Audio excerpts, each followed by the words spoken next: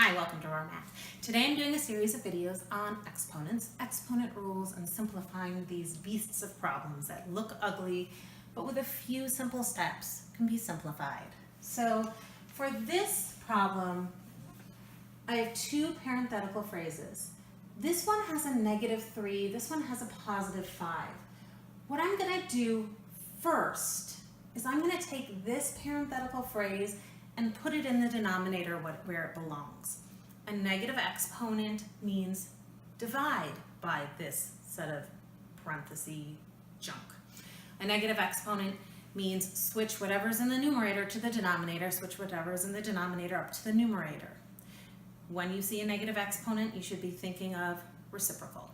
Okay, so I'm going to rewrite this as 2a to the 9th, b to the 21st, to the 5th, divided by -7, a to the 6th, b to the -4 cubed. Once that negative exponent drops its charge to the basement, it's done its duty to the problem. You don't keep that negative, otherwise you would just be going up and down, up and down, up and down without ever ending. So the parenthetical phrase moves to the denominator, the negative part of the exponent has done its duty. All we now have is a +3. Okay, my next step is I have to distribute these exponents into the parentheses. I cannot relate my a's, my b's, anything until it gets unwrapped from the parentheses.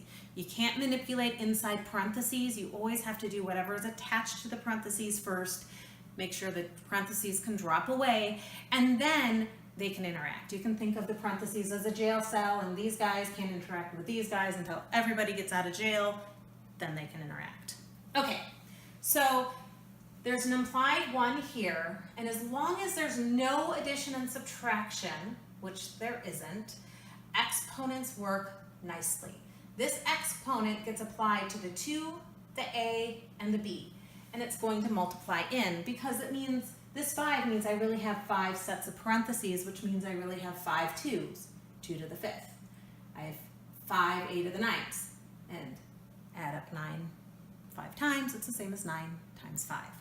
So I'm going to end up with 2 to the 5th, a to the 9 times 5, b to the 21 times 5, divided by -7 cubed, a to the 6 times 3, b to the -4 times 3. Okay, now I'm going to take this and clean it up. 2 to the 5th is 32. 9 times 5 is 45. 21 times 5 is 105. Okay, -7 cubed. A negative times a negative is positive. A positive times a negative is negative. So it's going to stay negative. What's odd about odd exponents is the number gets to keep its sign. So -7 cubed is -343. Let's see. A to the 6 times 3, 6 times 3 is 18. And b to the -4 times 3, that's going to be b to the -12. Okay, so what happens next? Because the 2 and the 7 didn't reduce, these numbers aren't going to reduce. This is all 2's, this is all 7's. Nary the two shall ever meet. We don't have to worry about reducing the fractions. That's a nice thing with exponents, is if the smaller version doesn't reduce, the bigger version won't. Okay, that said, the a's, if I wrote out 45 a's and 18 a's and started crossing them out, I would realize that 18 of these go away.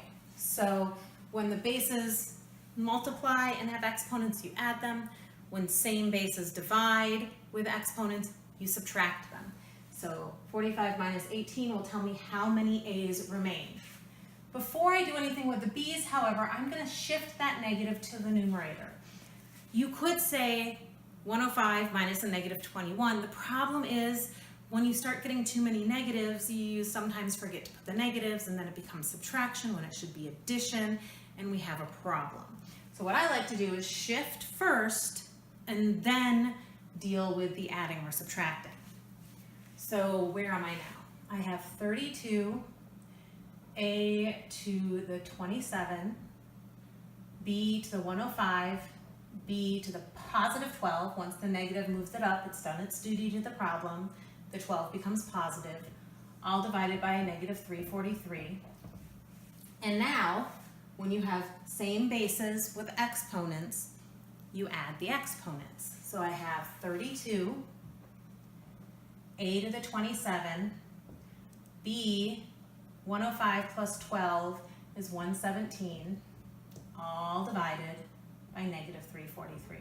Now, I often take this negative and put it in the numerator. I like negatives in the numerator better, but it could be in the numerator, it could be out front, it can be in the denominator. As long as the negative is somewhere, you have an equivalent fraction. I'm leaving it here because it came from a negative 7 in the denominator, but it could easily shift. Okay, I hope you've learned something in this video. Please subscribe to my YouTube channel, like my Facebook page, and I'll see you on the next video. Thanks!